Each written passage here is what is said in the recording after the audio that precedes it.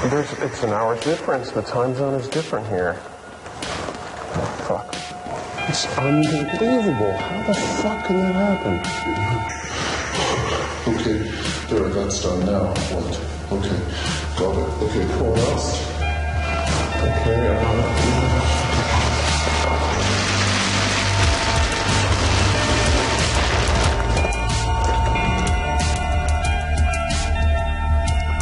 A few years ago, we wanted to try to help out with some activist anti-corporate activities, and we heard about this website called artmark.com. And we went there, and they handed us a domain name, gwbush.com, and asked us if we might like to make a website that was critical of George Bush, because George Bush's real domain name was georgewbush.com, and this was 1999, so it was just during the campaign when he was beginning to run for president, and we didn't really know quite what to do, so we went to Bush's website and looked at it, and it turned out to be full of strange hypocrisies. Like, for example, he called himself the environmental governor of Texas, but we looked a little closer at his record and found out that he had actually created the most polluted state in the country because he dismantled the clean air laws while he was there. And actually, that's, I guess, what he's doing now nationally. So we thought, well, this kind of hypocrisy we can easily poke fun at by making a satire website. And we made the satire website. It looked exactly like Bush's, except for a few key differences. Like there was a photo on the banner instead of him and his wife in front of the Capitol building in Texas. We showed him pointing the finger at black people. And this seemed to get him a little bit angry. So the Bush campaign tried to shut us down by sending us a cease and desist letter and by complaining to the Federal Elections Commission. But we were able to just take those threats and send them to the media. And immediately the New York Times wrote an article, and there were a whole bunch of other articles. And in fact, one reporter read these articles and at a press conference asked Bush, so what about this website, gwbush.com? What do you think of that? How far should these sites go? I mean, this particular site talks about drug use in your past. How far should these guys go before the plug is full? There's a lot of garbage in politics, and obviously this is a garbage use. But how far should they go? Well, we're just talking about there are limits to freedom, but and we're aware of the site, and this guy's just a garbage use. So it was all over the place. Yeah, a lot of people read about it, including a guy who had another domain name called GATT.org. And of course, GATT is the Global Agreement on Tariffs and Trade, and it's the predecessor agreement to the World Trade Organization. And he said, if you could do this for Bush, then maybe you can also do this for the WTO. The WTO is supposed to be sort of a United Nations of commerce, the conglomeration of all these countries in the world that get together every now and then to discuss trade policies and how exactly goods will be bought and sold throughout the world. Well, I'm sure originally the stated purpose of the WTO was to help these countries who are developing, so that the world community can help raise them out of poverty. In fact, what it's done is it's allowed large corporations to go in and exploit these people even further, so that Americans become even wealthier, and the people in these countries continue to struggle to get by. And I think that's, at this point, it's upset quite a few people.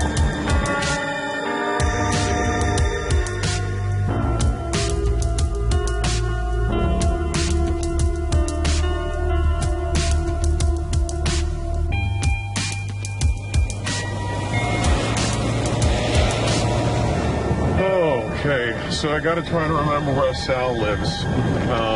It's a little bit complicated. There's like this snaking road up over the hills. And who is Sal? Sal is a friend who I met in San Diego, and he moved to LA to work in the movie industry, and that's why now he does actually costuming professionally. He builds like weird suits out of, pretty much any material you can imagine. And so when we needed a costume, I knew who to call.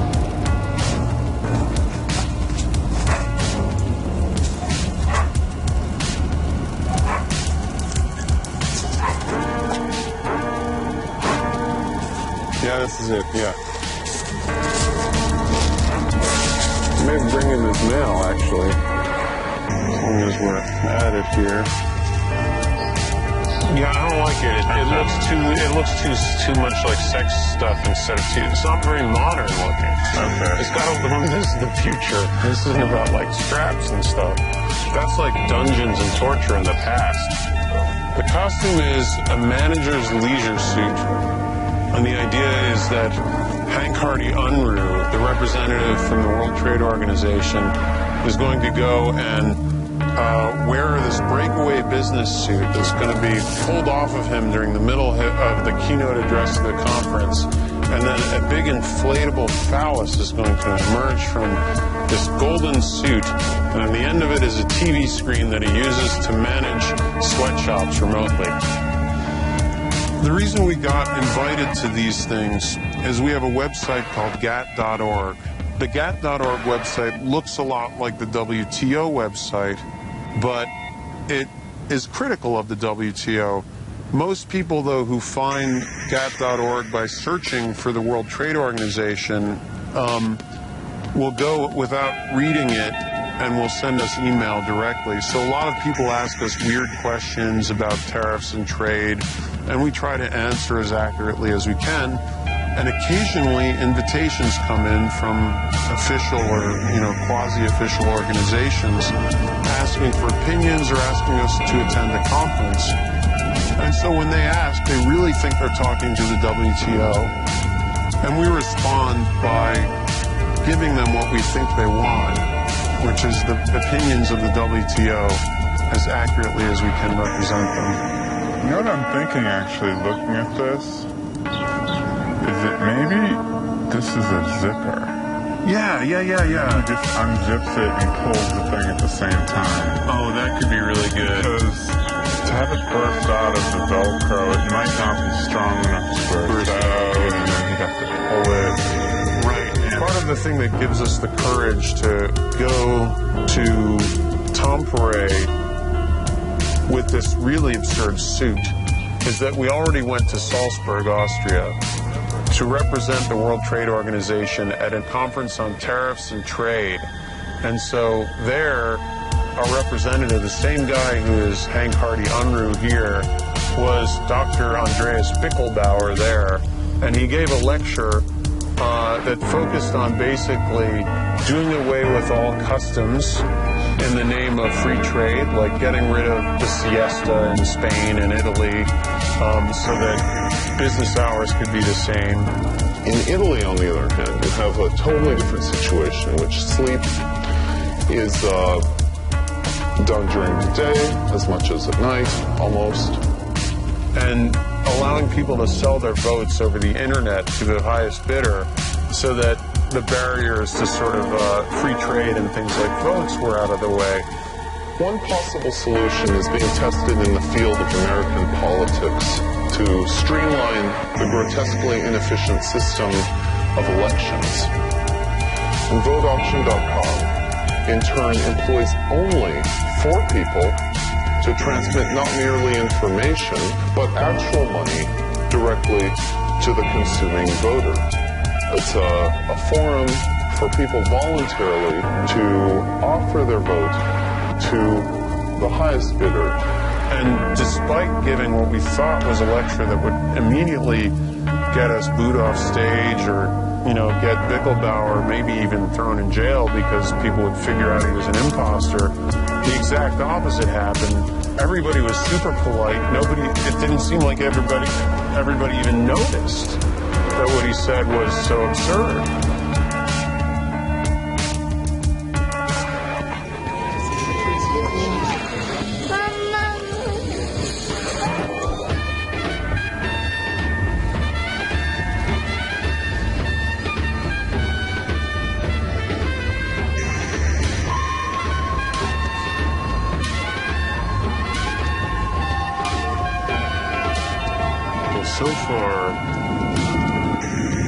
we thought Bickelbauer would be very extreme and people would react to it and we'd get shut down, and nothing of the sort happens. So this time we just have to really push it, make it totally extreme. I mean, we keep trying to push things further to try to really clarify the position of the WTO to make it very legible. There's one back, but this is good.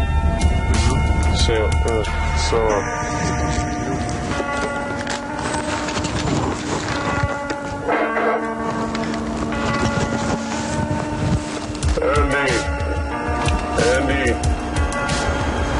There's a terrible fire.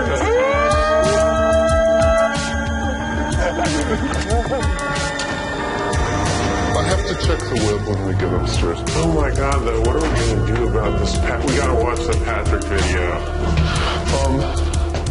It's weird stuff, isn't it? That's one way of putting it. It's really a problem. He's about the weirdest I've seen from him ever, I think. It looks pretty good on this. Yeah, that's right.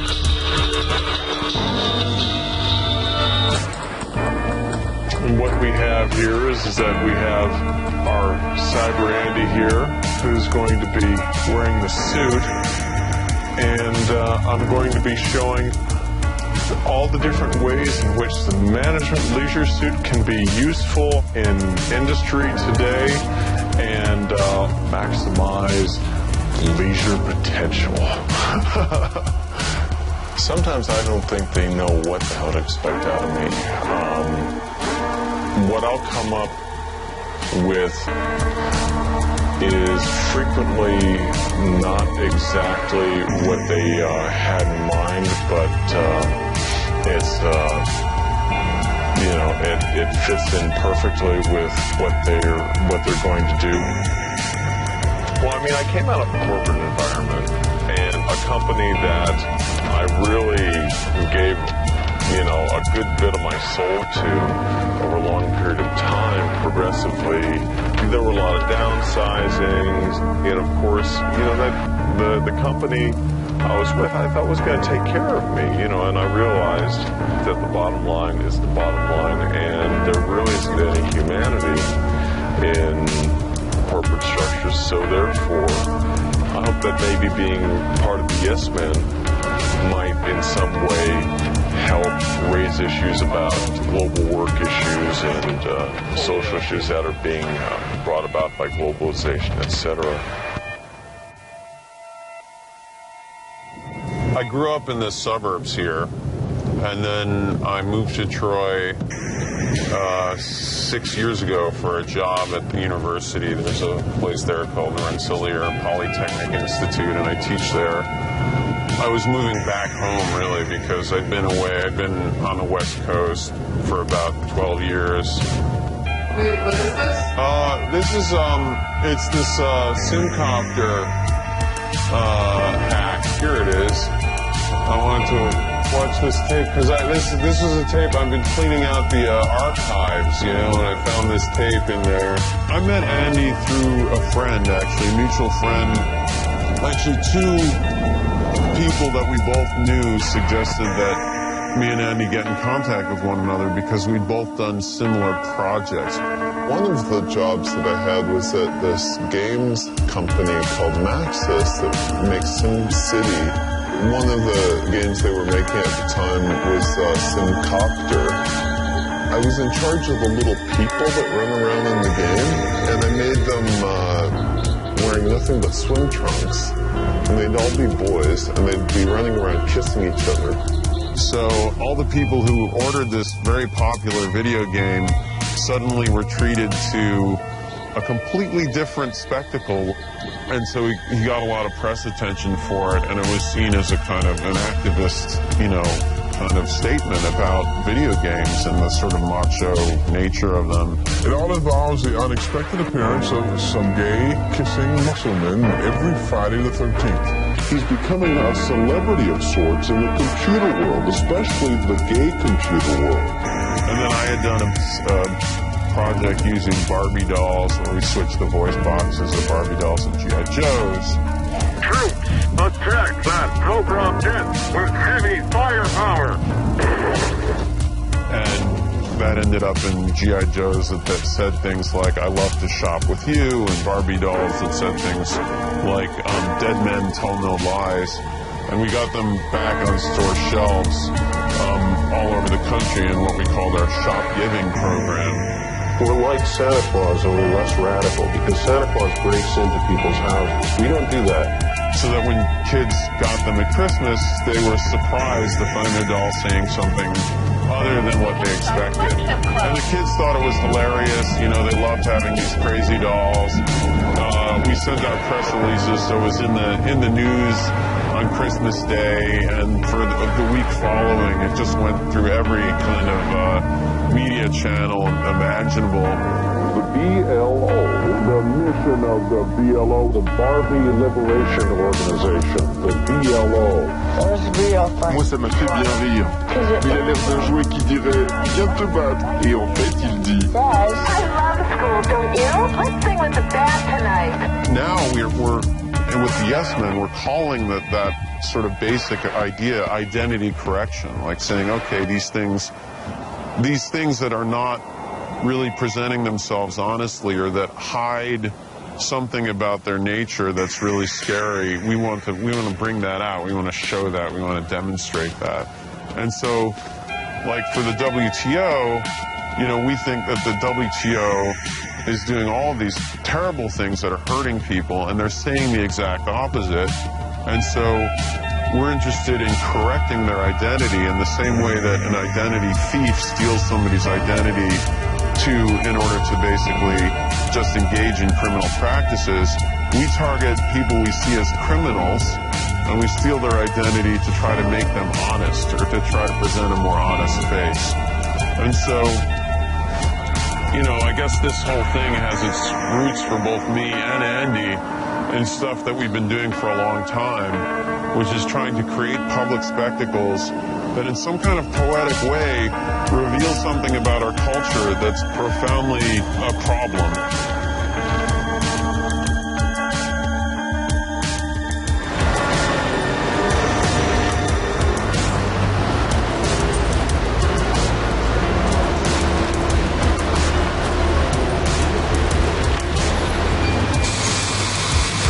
That must be Sal.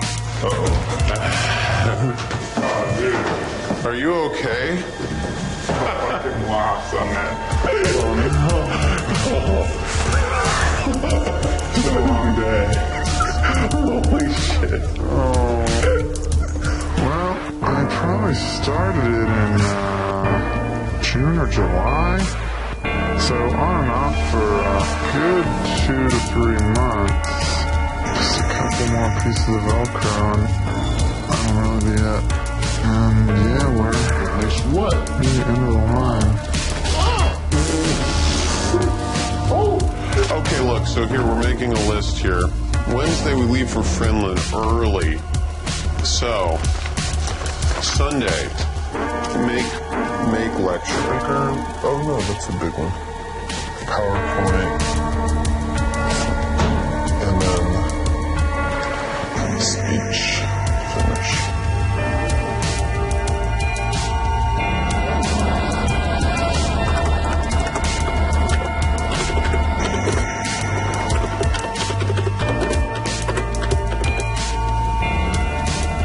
It's 4:03 a.m.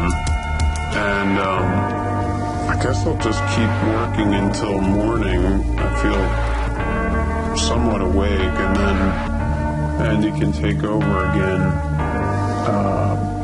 We can do around-the-clock shift, I guess.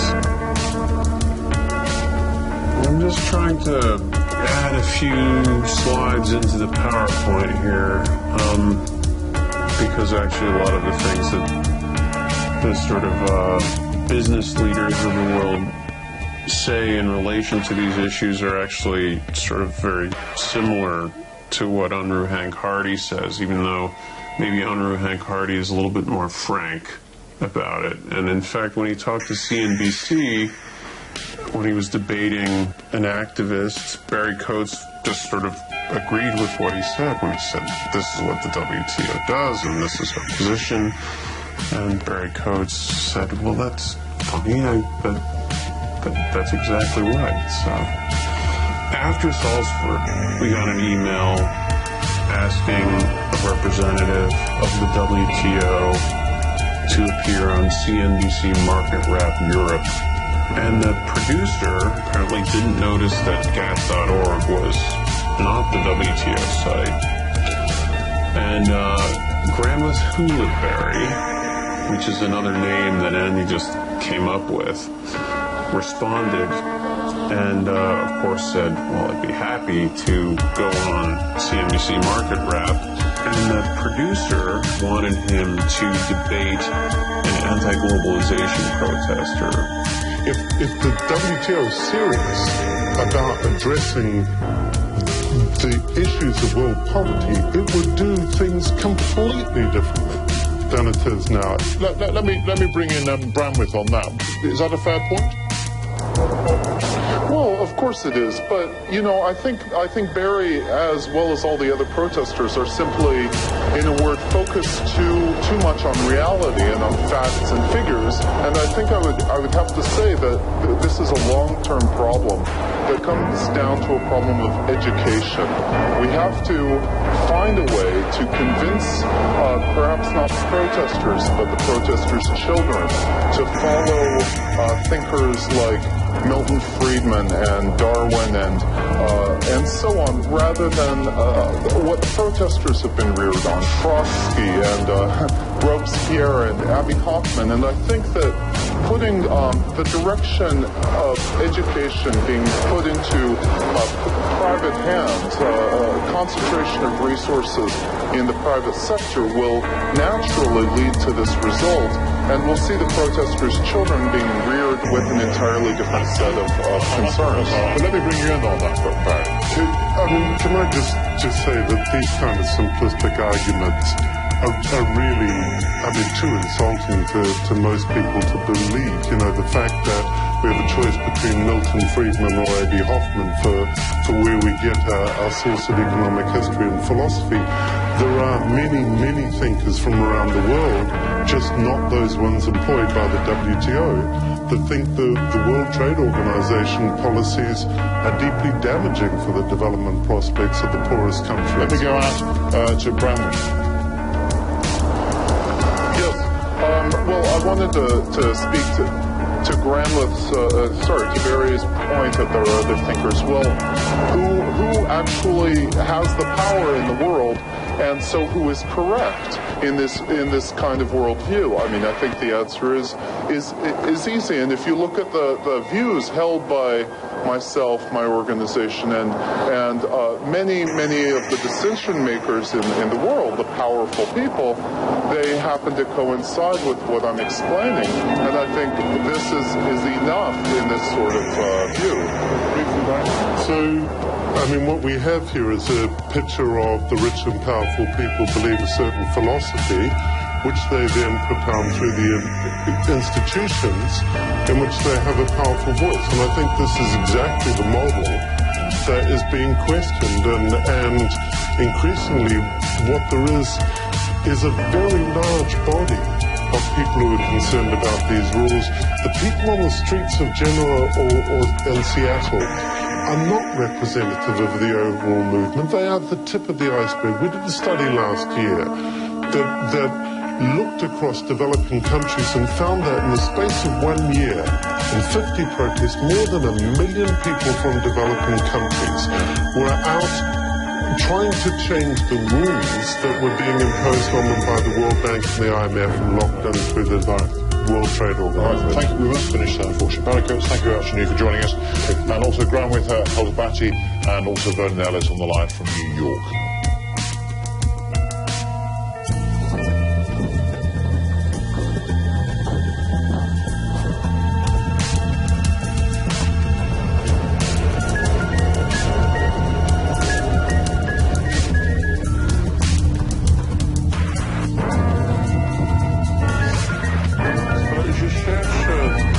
Du plastique pour protéger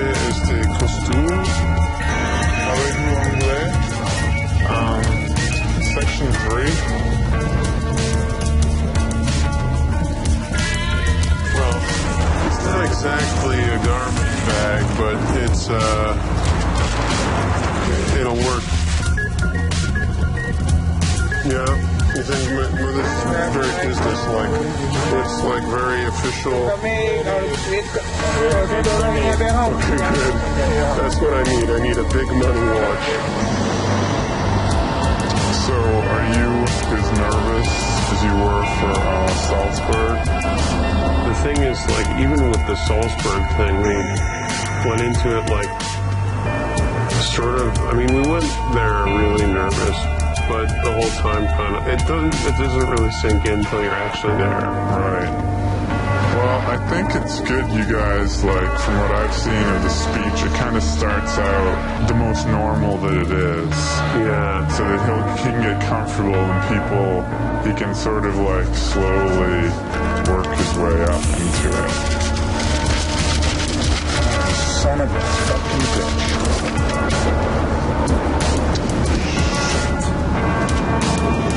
Yeah, do you have a rag? Fuck. Shit. I have one that has shoe polish on it, but that's not right? Screen get a little paint on it? Yeah.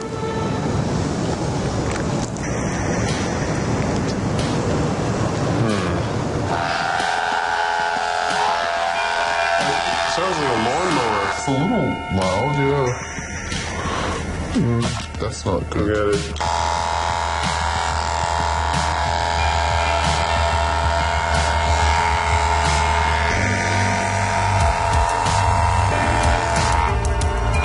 Oh, look, it made a new noise. Good, great. Is it great? Try it. It doesn't work now. Oh, yes. Okay.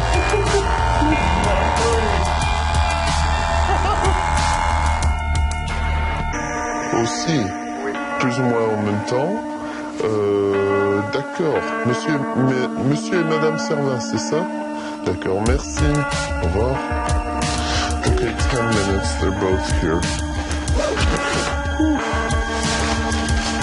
Hey, Sal. Thanks.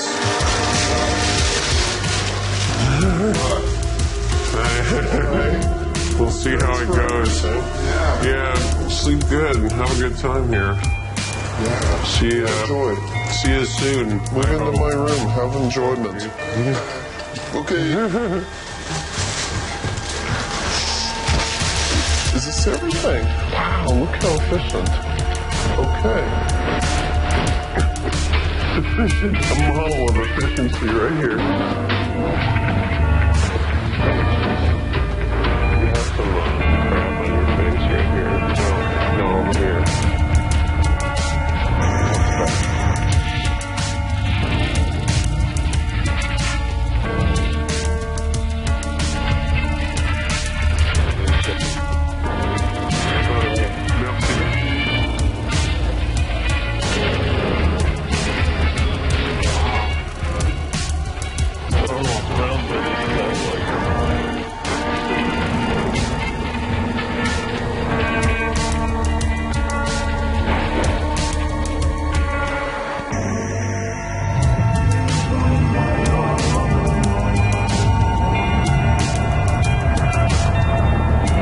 Last night, you had to take a nap. You have to get some sleep. It's crashed, yeah.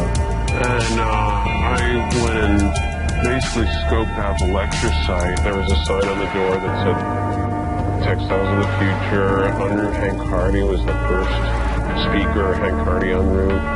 And, you know, it all looked sort of official. The coffee cups were out for the morning. So I thought, this is great. And I'm all ready. I know exactly where it is. We can go there. I had time. I like set up a little timetable. I got the maps of the thing and all the updated conference information. Came back here. Then we went to sleep early. Hank was snoring immediately, but I wasn't able to sleep at all. Really, I just like stayed there awake in bed, and occasionally I go in the bathroom and turn on the light and read brochures because I was like just unable to sleep. And eventually, I think I fell asleep just before waking up.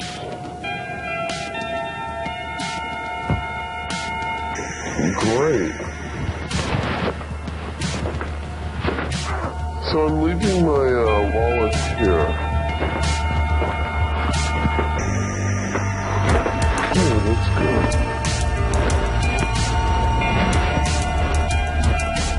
It's 8 o'clock. I think I really will leave it.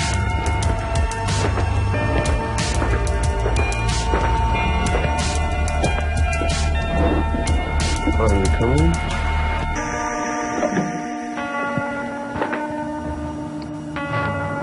Hank, it's a little early to get up. It's all right. I mean, not this vacation. Like what? Vacation.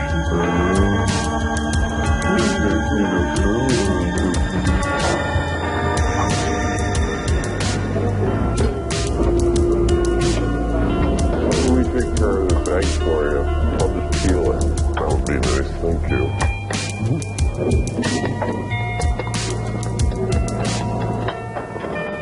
Well, you know, but we're behind schedule. Are we? Well, a little bit. It's after 8, and I really wanted to be at the venue at 8. Okay. But we're doing fine. Is it that way? It is after 8, yeah. You know, pretend, like,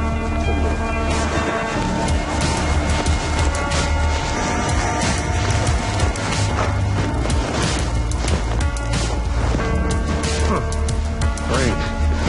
We're early. Oh, good. Hello. I'm Hank Hardy Unruh. I'm from Ghana. Nice to meet you. We were expecting you. Oh, good. It's not 9:30, no, it's 8:30. But you would have It's 8:30 now. Is it? Jeez. It's 9:30, yes. Now? No, yeah. The time is 9:30? Yeah, almost. Well, I'm on it. it's 9:09 at the moment. Oh my God, we're an hour off. Oh my God, thank you. Okay. Well, we have to. We start in 3 minutes. Do they know that he's going on now? Yeah, well, person knows I was expecting. Oh, jeez. Okay. Okay, we. I need to have you registered. I'm his assistant. Yeah, Okay. we're also working with him. We have to go take care of a few things now. Okay. Would you like to join the dinner? Yes, please. Or is there a fee or? No, it's included. Okay, yes, we'll join the dinner. That's great. Wow. Well, we must hurry, I guess. Yes. So, please, yes. Actually, no, you can't go in right now because you have to first take care of that business. See, we're an hour early. We had an hour off, so I have to do something. So he has to make a very important phone call right now. It'll take me 5 minutes. Yes, I'm sorry. But you will have your presentation starting after 2 minutes. Yes, please tell him that I'll be 3 minutes late.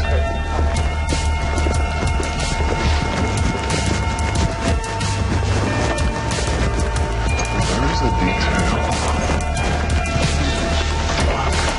How come we didn't know that? I don't know. That's really incredible. Come on. Jeez, this is terrible. It's the stupidest. I can't. It's an hour difference. The time zone is different here. It's unbelievable. How the fuck can that happen? Let's start now. Okay. Real quick, the shirt, the underwear. Gold underwear. Okay. Do I have to put something through here? No. Okay. Go. The testicles are in it? Yeah. Okay. You go. Okay. Great. Oh, God. Okay. Great. There's a little air in it. Okay, now the pants. Great.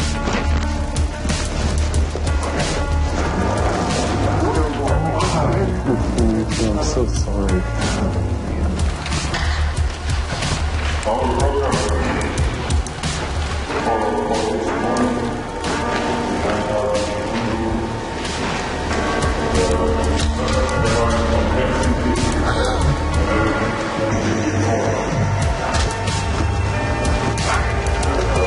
Thank you.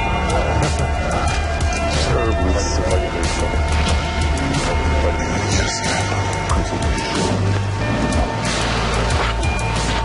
Terribly sorry. I think the World Trade Organization is supposed to know about time zones, but Somebody said, isn't there a time difference? And I said, no, all of Europe, same time zone. So that convinced us all, and we were convinced that it was the right time. And we woke up this morning, and we were running 5 or 10 minutes late, and then figured out that, you know, the laptop wasn't working. No, maybe we could switch the order. Can we have somebody else go and then I go later? And they said, okay, I think we can do that. And then they called the coffee people, and they talked to the coffee people to see if the coffee was possible. That was it. Now I have the pleasure to introduce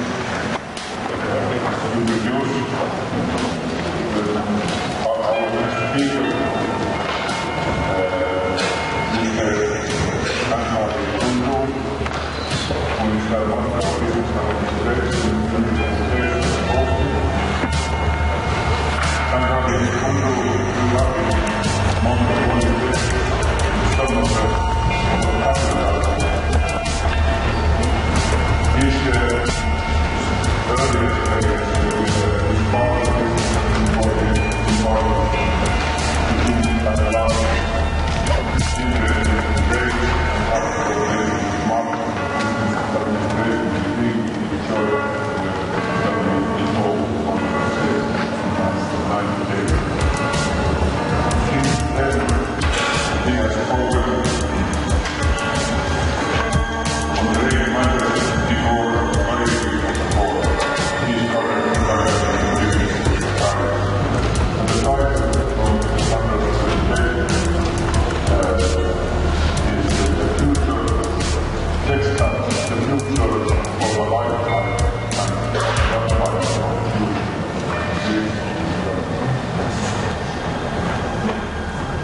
Thank you very much. it's quite an honor to be here in Tampere addressing this audience of the most outstanding textile workers in the world today. I see on all the faces here today a touching childlike eagerness to tackle the biggest textiles questions in the world. How do we at the WTO fit in? What we want to do at the WTO is help you achieve your dollar results. And in just 20 minutes from now, I'm going to show you the WTO's very own solution to two of the very biggest problems in management. One, maintaining rapport with distant workforce, and two, maintaining helpful amounts of leisure. This solution, appropriately enough, is based in textiles. But how did workers ever get to be a problem? Before unveiling our solution, I'd like to talk a bit about the history of the worker management problem. We all know about the American Civil War, at least in the U.S. It was the bloodiest, least profitable war in the history of our country. A war in which unbelievably huge amounts of money went right down the drain, and all for textiles. By the 1860s, the South was utterly flush with cash. It had recently benefited from the cotton gin, an invention that took the seeds out of cotton and the South out of its pre-industrial past. Hundreds of thousands of workers previously unemployed in their countries of origin were given useful jobs in textiles. Into this rosy picture of freedom and boon stepped, you guessed it, the North. Now, some Civil War apologists have said that the Civil War, for all its faults, at least had the effect of outlawing an involuntarily imported workforce model of work. Now, this model is, of course, a terrible thing. I myself am an abolitionist. But, in fact, there is no doubt that left to their own devices, markets would have eventually replaced slavery with cleaner sources of labor. To prove my point, please join me on what Albert Einstein used to call a thought experiment. Suppose involuntarily imported labor had never been outlawed, that slaves still existed, and that it were easy to own one. What do you think it would cost today to profitably maintain a slave, say here in Tampere? Let's see, a finished clothing set costs $50 at the very least. 2 meals from McDonald's cost about $10. The cheapest small room probably runs for about $250 a month. To function well, you have to pay for your slave's health care. If its country of origin was polluted, for example, that might run very expensively. And of course, what with child labor laws here in Finland, much of the youth market is simply not available.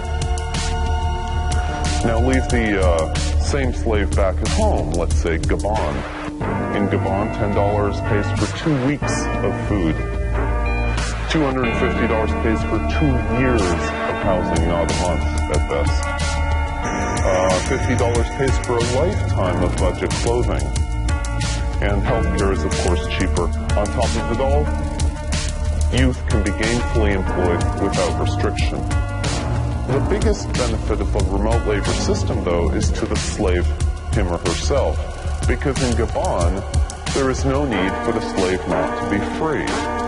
This is primarily because there are no one-time slave transport costs to recoup, and so the potential losses from fleeing are limited to the slave's rudimentary training. So since the slave can be free, he or she suddenly becomes a worker rather than a slave. Also terrific for morale is that slaves, workers, have the luxury of remaining in their native habitat and don't have to relocate to places where they would be subject to such unpleasantries as homesickness and racism. I think it's clear from our little thought experiment that if the North and South had simply let the market sort it out without protectionist tariffs, they would have quickly given up slavery for something more efficient anyhow. By forcing the issue, the North not only committed a terrible injustice against the freedom of the South, but also deprived slavery of its natural development into remote labor. Had the leaders of the 1860s United States understood what our leaders understand today, the Civil War would never have happened. In a world where the headquarters of a company might be in New York, Hong Kong, or Espoo, Finland, and the workers are in Gabon, Rangu, or Estonia, how does a manager maintain proper rapport with the workers? And how does he or she ensure from a distance that workers perform their work in an ethical fashion? I'm about to show you an actual prototype of the WTO solution to 2 major management problems of today. Now, we all know that not even the best workplace design can help even the most astute manager keep track of workers. What you need is a solution that enables complete rapport with workers, especially when they're located far away. Mike, would you help me a moment?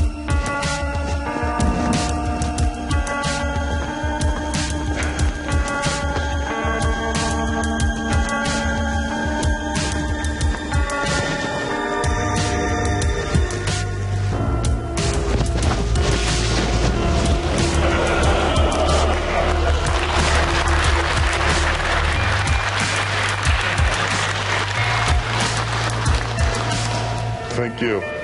This is much better, much more comfortable. This is the WTO's answer to 2 of the major management problems, and we're calling it the management leisure suit. It's the 2 problems again, how to maintain close rapport with distant workers, and how to remain comfortable and increase leisure activities. How does the management leisure suit work? besides being extremely comfortable, as I can guarantee you? Well, allow me to describe the suit's core features.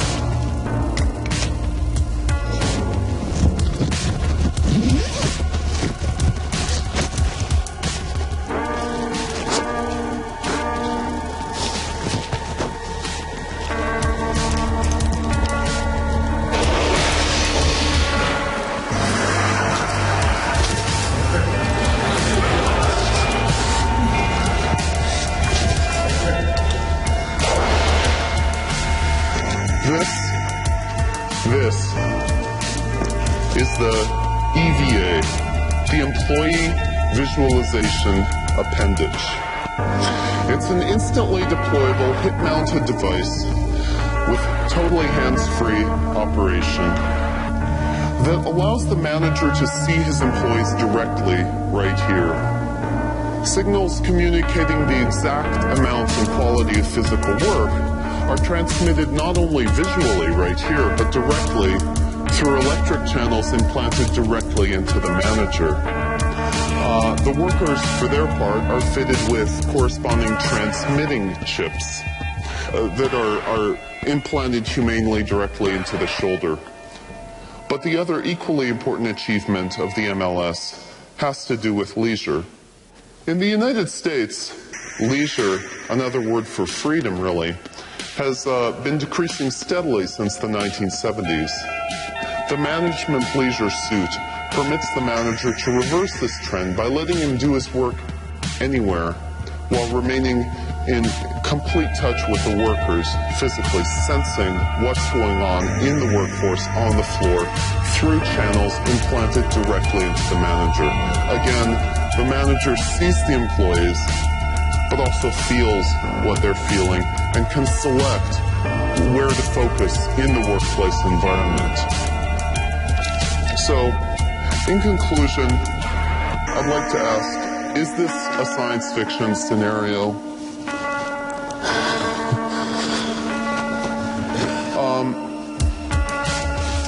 The answer is no. Everything we've seen here, everything we've been talking about is entirely possible today. We can always look forward on the highways of progress towards ever new horizons with cooperation and mutual delight in the fruits of prosperity. I'm very excited to be here. Thank you very much.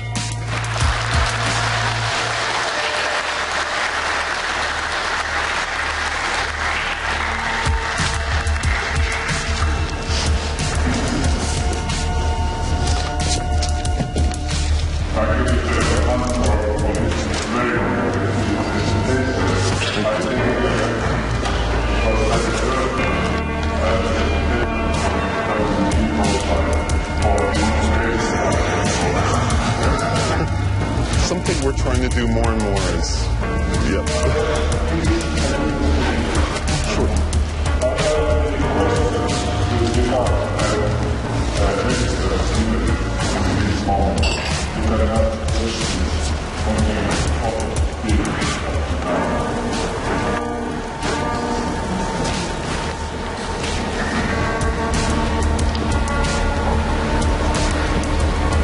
I wasn't depressed by people not reacting. I wasn't depressed by people just swallowing it and not asking questions, because I thought, well, that shows that you need some sort of control, because here you can, the WTO, could come in and say these amazingly hideous things to this group of the most educated people, like the top 0.1% education-wise people in the entire world, in a developed country like Finland. These people all have PhDs or advanced degrees. And you can say the most atrocious things, and nobody will really react, and nobody will really care. It's like, what can't corporations get away with?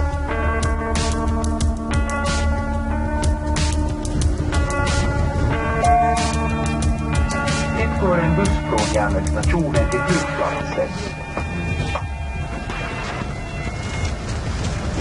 So where are we? Well, we're arriving in Helsinki right now. we left the conference this morning. It was just, it just driven us completely mad after dinner last night. I think we had our fill with dinner. I had to actually leave a little bit early. I went over to the table where where Hank Hardy had to sit with the big men and eat. And I told him that we needed to leave because we had a telephone meeting with Mobutu Oblongatu immediately.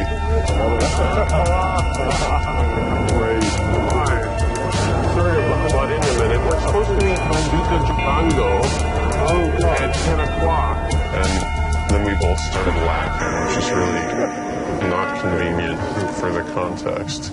So we left, and then we just decided that basically, like, we couldn't figure out what else we could possibly do at this conference. So we just thought, well, let's go to Helsinki instead.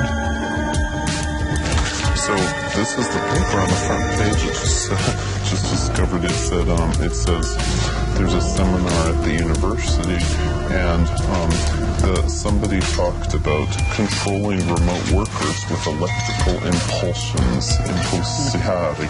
And then you turn to the page, and that's what you get.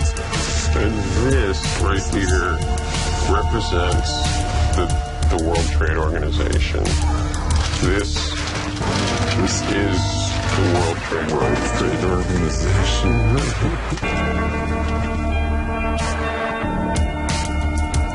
I went down to these Mexican border towns in the mid-'80s. They were called maquiladoras, and when they first had, the first trade agreements between Mexico and the United States, and everyone was saying how this is going to raise Mexico out of poverty, and things were going to be so great, and within 10 years they'd all be driving shiny new cars in Mexico. And I went down there and saw this incredible poverty in these Mexican border towns. 15 years later, I went back. Not a damn thing had changed. Here's all these workers working for all these American corporations, and you just go across the street and you found people living in the same poor conditions, the same poverty existing, and you had to ask, well, who's benefiting from this? Well, who benefited were these American corporations. During the 1990s, they became even more wealthy. They posted a record profit, larger record profits, and the people in Mexico just continued to suffer. It was all a big scam.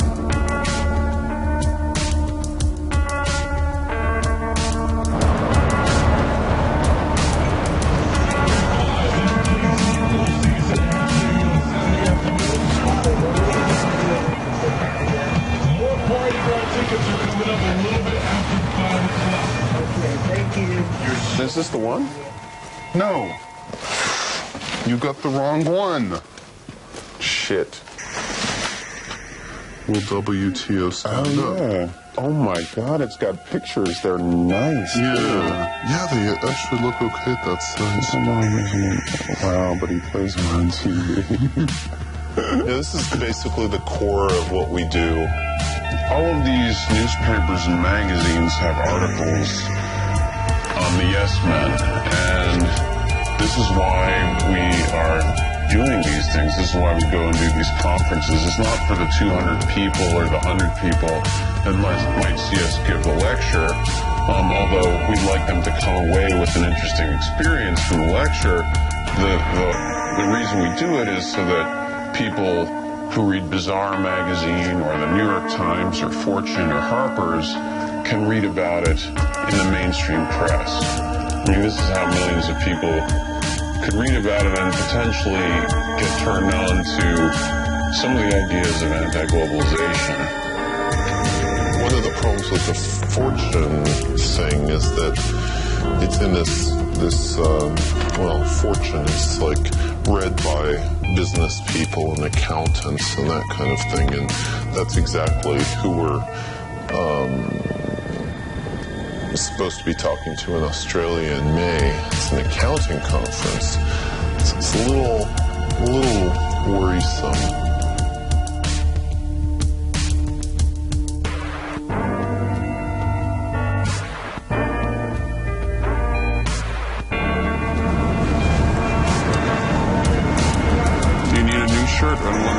Yeah. Will that be good with your thing? With your, do you think it'll work with your suit? This one's extra large. Yeah, they'll all work with my suit. It's terrible. Striped though, is that okay? Yeah. Sure, it's okay. Well, then why don't you go get a shirt then? I'll just get this. Wait, Yeah. it's cotton. Oh, it's not very much cotton. How much is I it? hate that. 35%. It's like, Doesn't wrinkle much then. That's nice about that. You can I'll just wear it. That'll give it a lot of wrinkle. all right.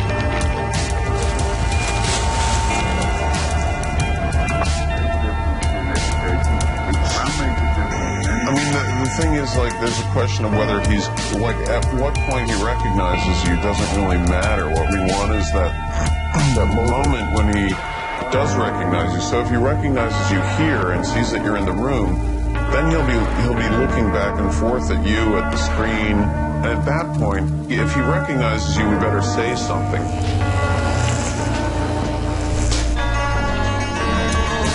I think it's down here, but I don't know. Oh, it's right on. It must be right down the Morris. Remember we walked past this on the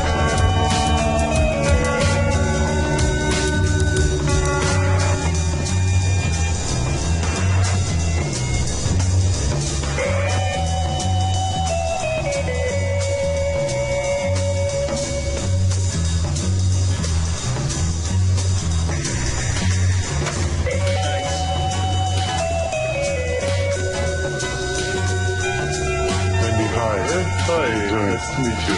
Good to meet you. Good. Great. Yeah.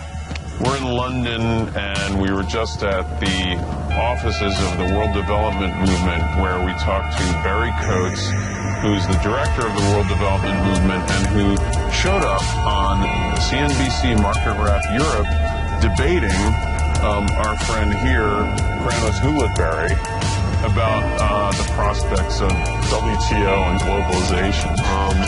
We kind of expected him maybe to have a glimmer of recognition immediately, and he didn't. Okay. Then we put on the tape, and he laughed at how horribly stupid it was, but he never realized that this wasn't really a representative of WTO. Even when he saw me like this, right next to it, and then we switched seats, and he still didn't notice, and then I had to put my face next to the thing and like go, let's just pause it here. Okay. Stop. Is there a pause? Stop button. There's no pause. I don't know what I could have said after that clip. I mean, really. Where did they get this guy from? Afterwards, might have been my first comment. So, did you ever figure out where they got the guy from? I understood that he was in the External Relations Department, WTO. That's what they thought. That's what they thought as well. But as it happens, he wasn't.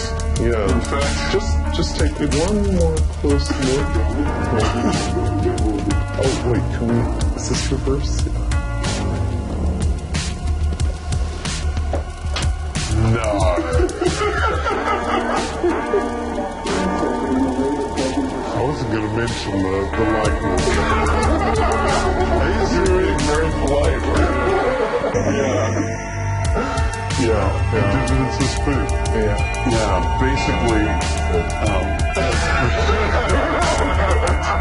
We weren't sure. we were really hoping you wouldn't be too That's great. I was wondering, because I hadn't seen that guy before, and I did know some of the WTO external relations people, and I was thinking, my God, they really put up a right one this time. We wanted to talk to Barry Coates as well because he has a lot of statistics and information about globalization that we thought would be useful for the lecture in Australia. All of the WTO agreements, bar one, are all about restricting what governments can do. And so essentially the whole trading system is built on the premise that the companies trading internationally, investing internationally, are going to be preyed upon by nasty governments. And really, I mean, what we have is an international system that is entirely the reverse. What's got squeezed out of the system is democracy, is development, is environment, is the kind of human values, which really ought to be the center of what we're trying to do. We don't kind of live to trade. We live to have decent lives, and that ought to be the goal of our trade policy, not maximizing trade or getting rid of any impediments to it.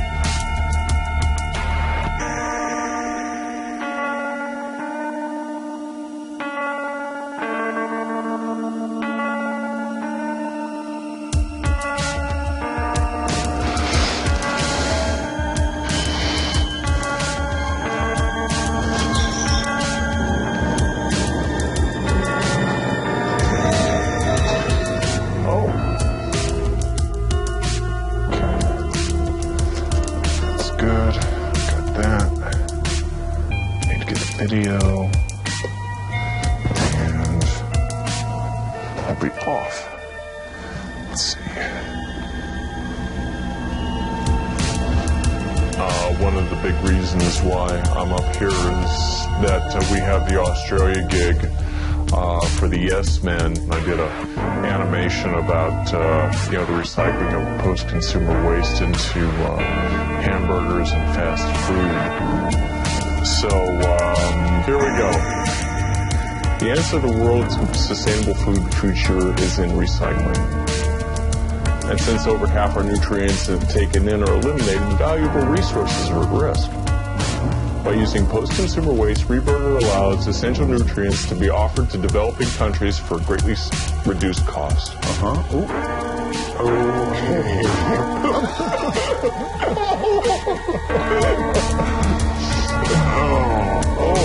It gets better. Wait, what was that? I think it does the job.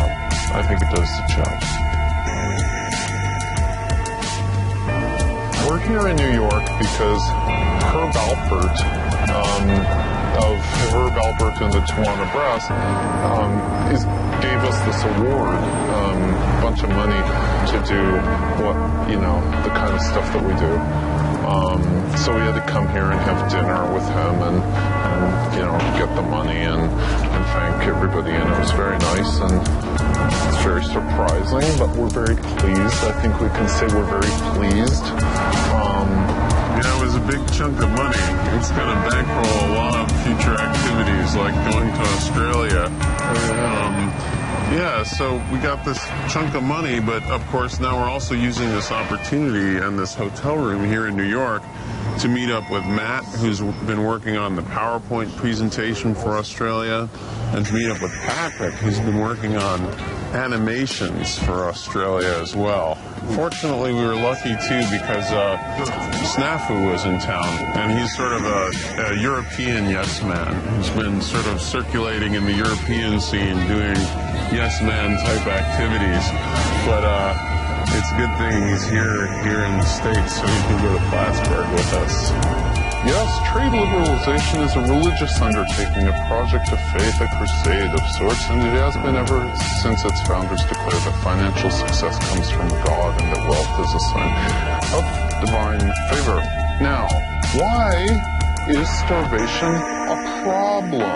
First, the facts. As we all know, investment and exports have been on the rise in the third world. There's some bad news. There's some really bad news that came down in the last 2 days. The conference in Australia, the people from the conference in Australia wrote an email saying that the conference has been canceled because of low enrollment.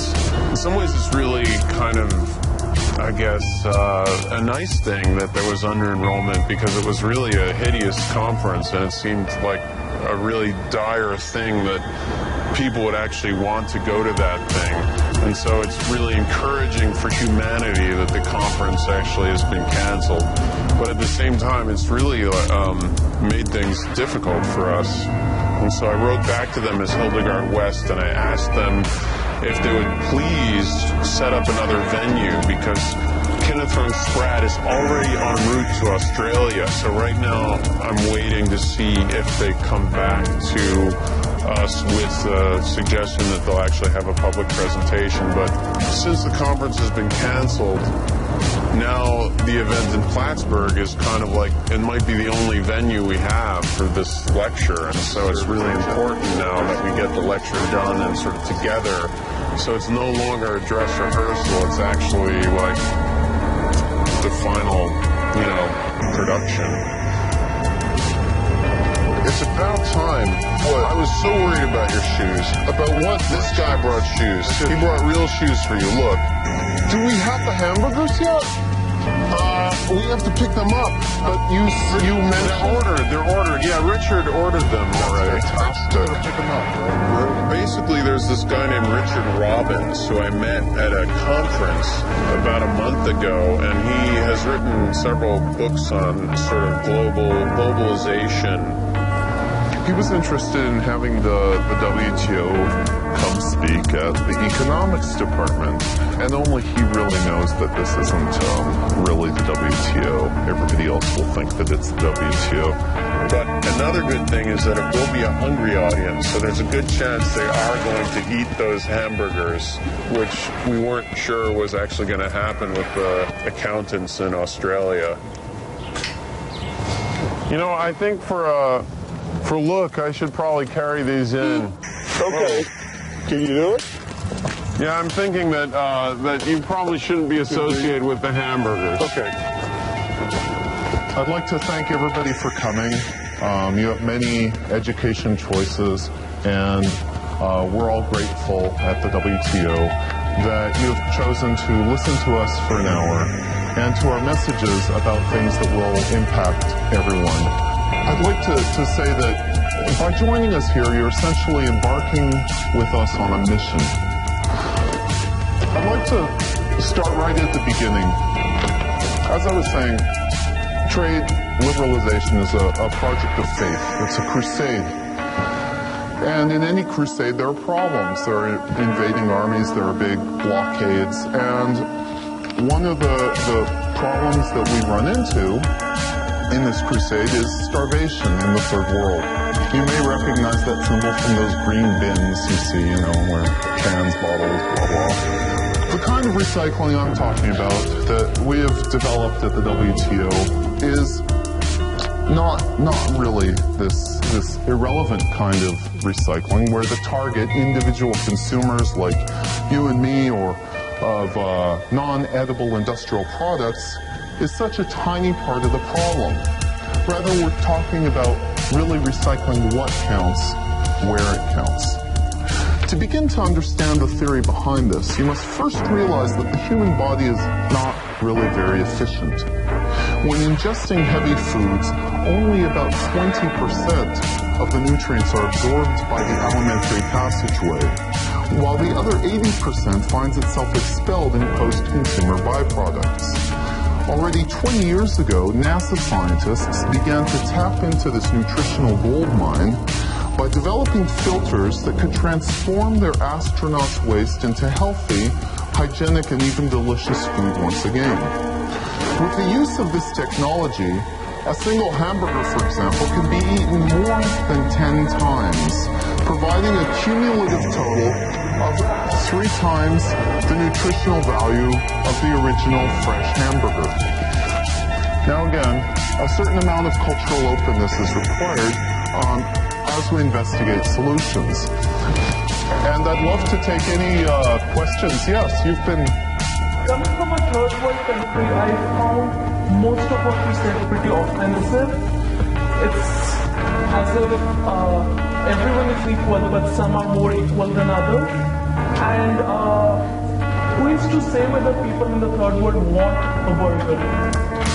I in my heart sometimes find it to agree that cultures deserve equal consideration, perhaps to develop on their own terms, but, you know, we're different. We're culturally different. We're rich, they're poor. This is the most humane solution we can come up with that stays within the market logic.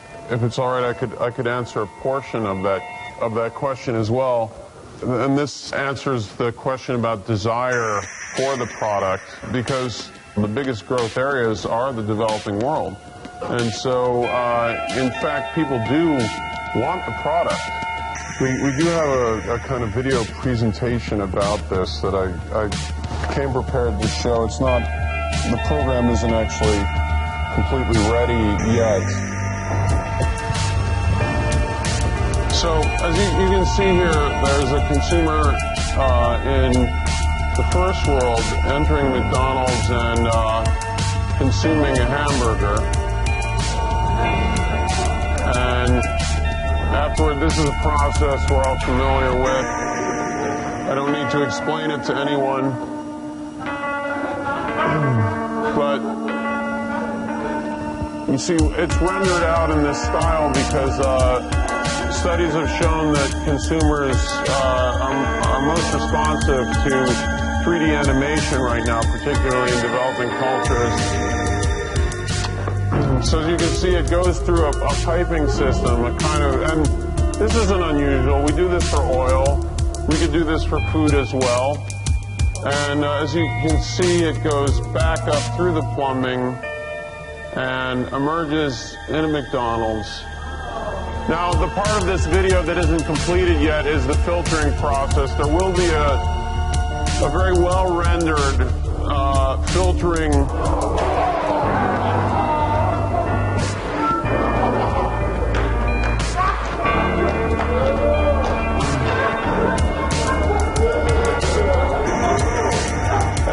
as you can see, that might answer somebody's question from before, but at the McDonald's in a developing country, and in fact in this country as well, you would be able to choose, and the number 1, number 2, number 3, number 4, number 5 would no longer refer to combinations of food, but rather just the number of times the product had been recycled.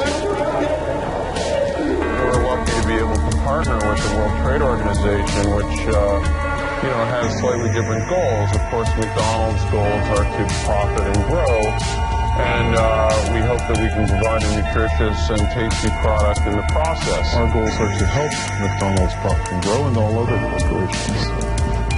I think you guys, the WTO is kind of lacking kind of like a human element, if you saw, have you ever seen starving people? In pictures, yes.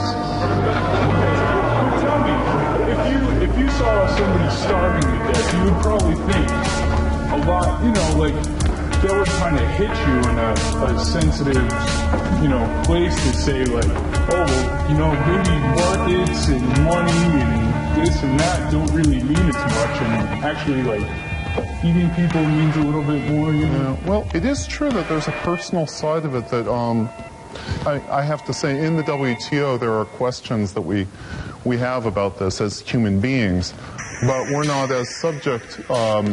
We have a kind of firmer grasp on theory. We are able, fortunately, to simply direct world trade in a much more theoretical way. In collaboration with our colleagues at the largest corporations. So, yes, probably if I went to these countries, I'd feel, I'd think about things a little differently, perhaps, but at the same time, I don't think I would forget all my schooling. I don't think I would forget, all these theories and so on. So, perhaps one day I'll do that.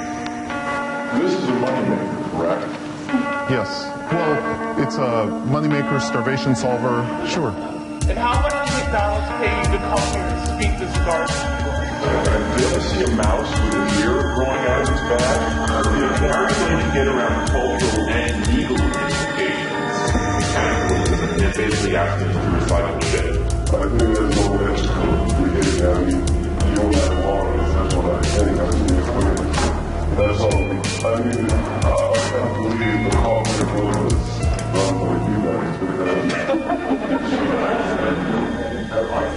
can't help but feel burned that way that I feed my cat to my dog and I touch his bed.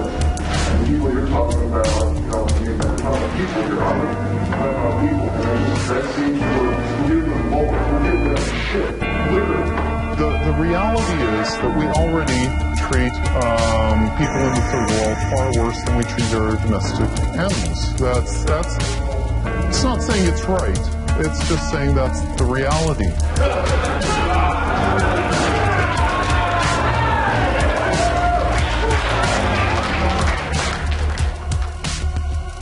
Well, after thinking about it for a little while, it seems the Plattsburgh lecture just went great, and it went exactly the way we originally expected these lectures to work, which was that at a certain point it was like light bulbs going off in the heads of the different people in the audience when they were realizing that it was just too crazy to be real, and yet it was sort of based in reality. And so, you know, they started throwing globes at us, they got angry, they got frustrated. It worked exactly like we thought it would.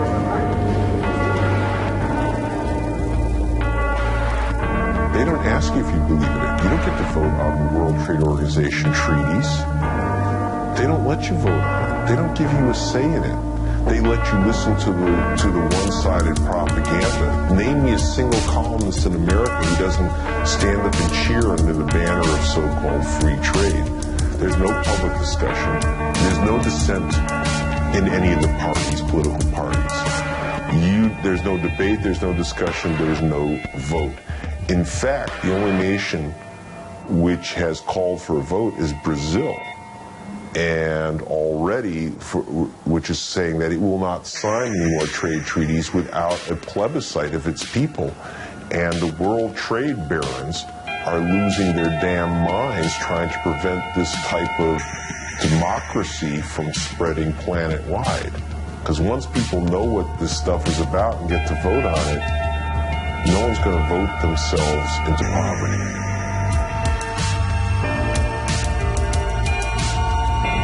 Here we go, Australia country code. Oops. Oh, Australia, 61. It's 61. 61.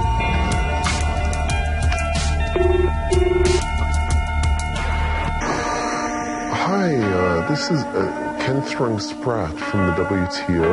Hello, how are you? Good, thanks. How are you? Where are you now? I'm in New York at the moment. New York, are you? Yes. Kenneth Thrung-Spratt just called the person who's coordinating Spratt's visit. I'm due in Hong Kong the week after this, and that date is firm, but my travel to Australia is as yet not firm.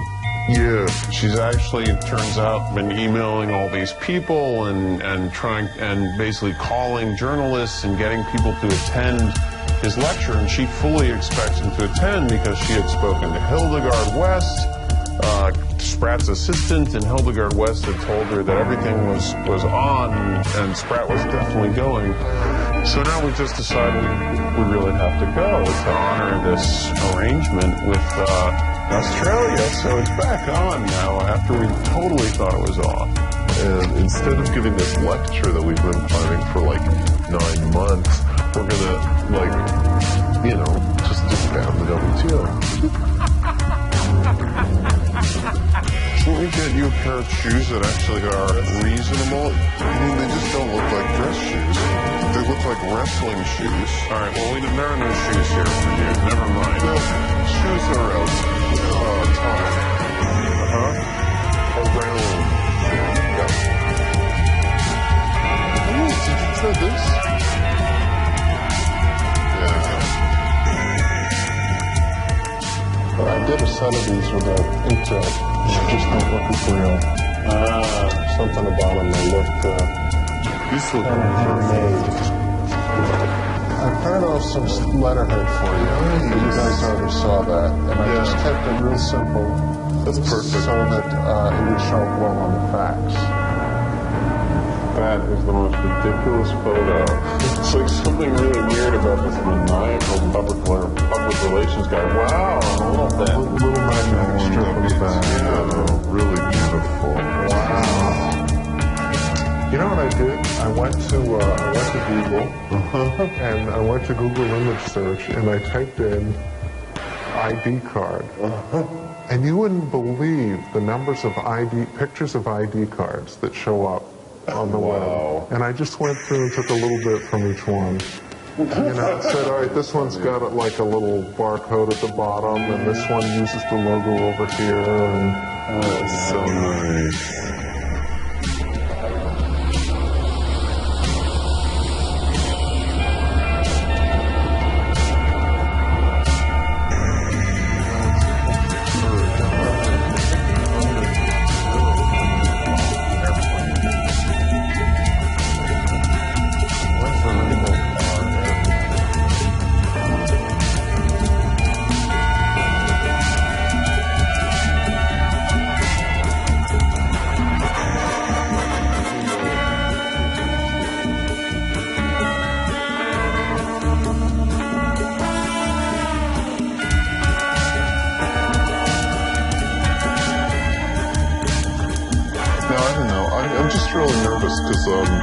I don't know, this feels different from all the other things that we've done. It's not like the same kind of play, fun, crazy, weird,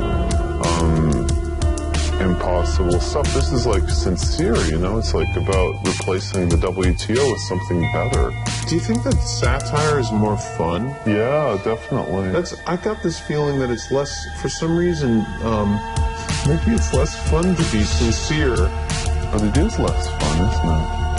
In a way, yeah. Maybe it's more fun to be satirical than serious. Yeah.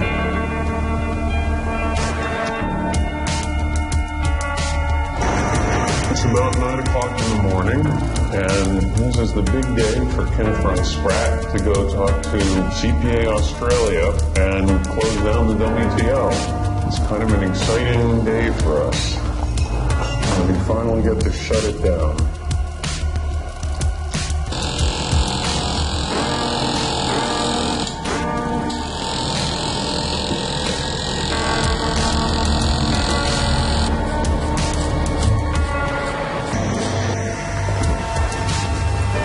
I'm writing the local phone number for this cell phone on the business card, so we give these to journalists or anybody else who wants to contact Mr. Spratt, they'll be able to do it in the next couple days.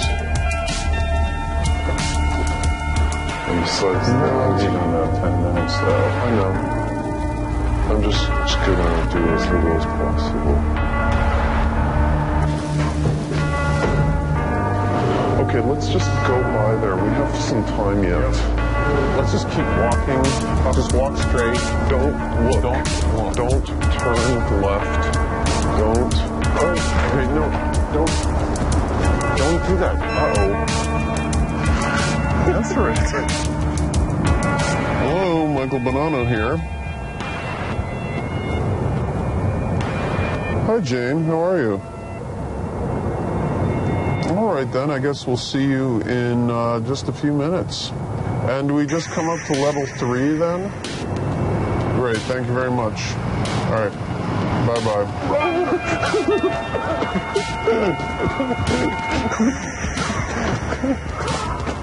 Holy shit, this is the building. Thank you for coming. Oh, thank you for having us. Sorry for the confusion and problems and everything. It's to be expected these days, I think. No, thanks for going out of your way to arrange this. It's really terrific.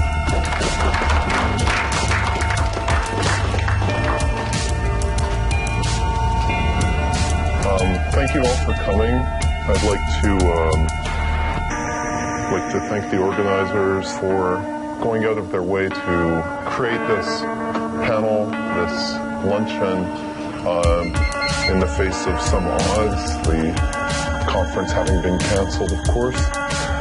And I'd especially like to begin by apologizing for a rather sudden change in the program.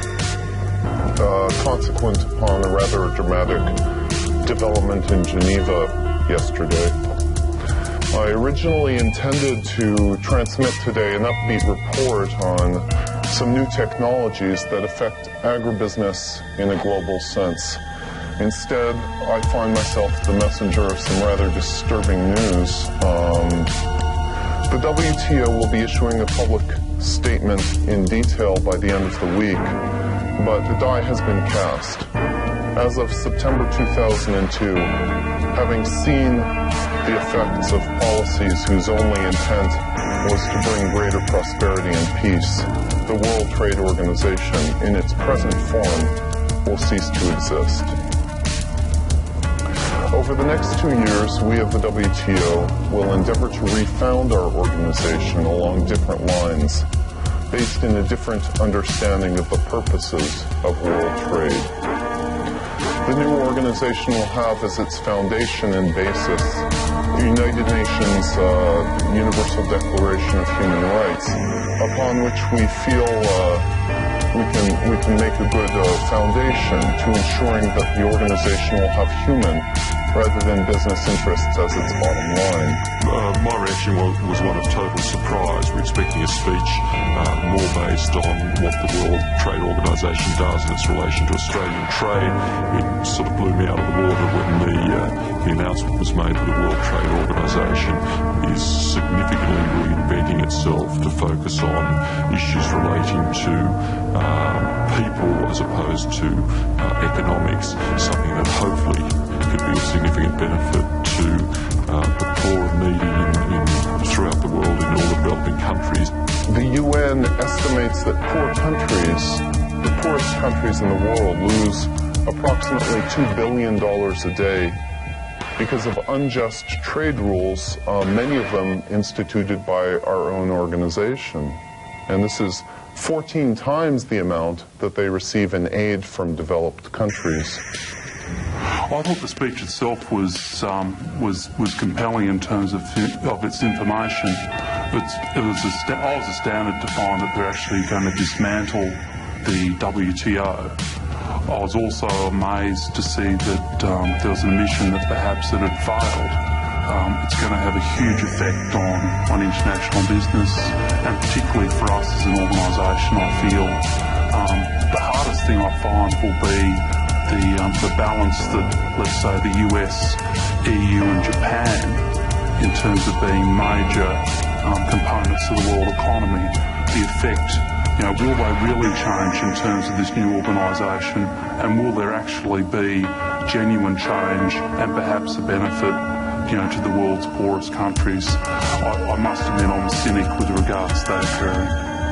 Liberalization, the process of liberalization, often enables the knowledge of the poor to be converted into the property of global corporations.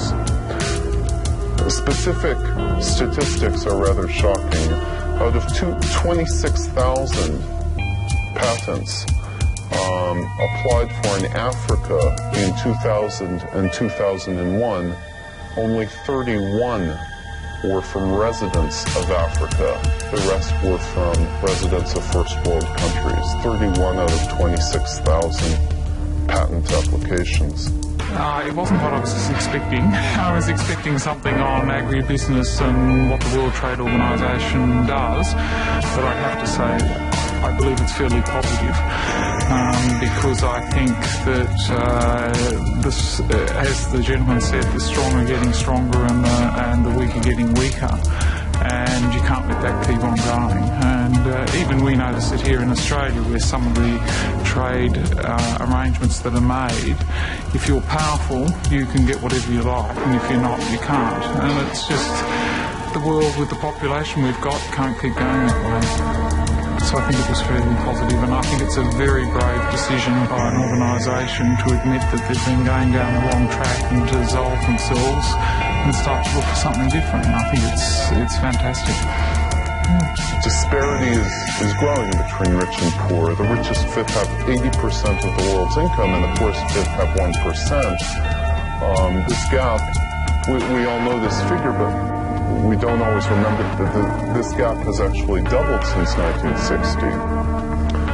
more and more thinkers are therefore noting that there is no evidence that liberalization favors growth or benefits the poor.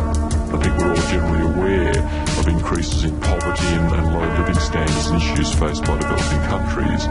And what Mr. Sprout, I think, had to say today really is a terrific sign of hope for what I think we all aspire to, and that's a global economy that benefits all people.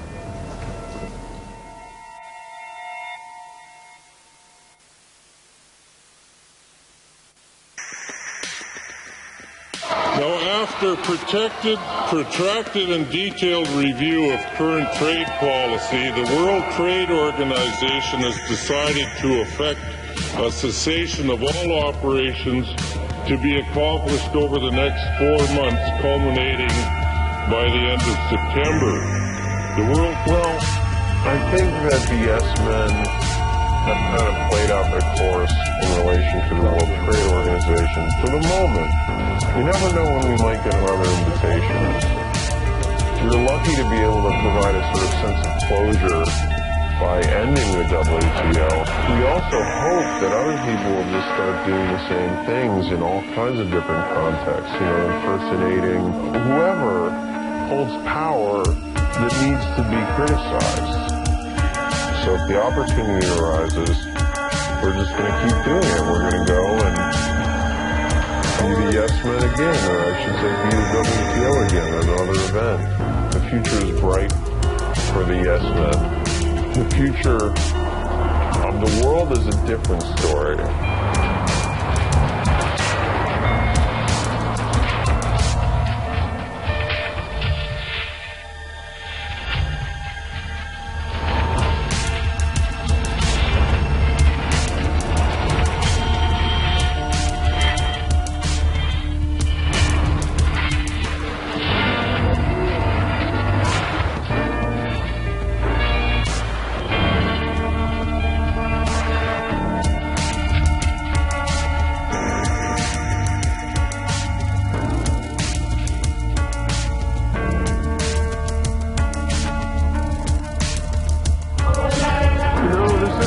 This isn't the way he usually dresses.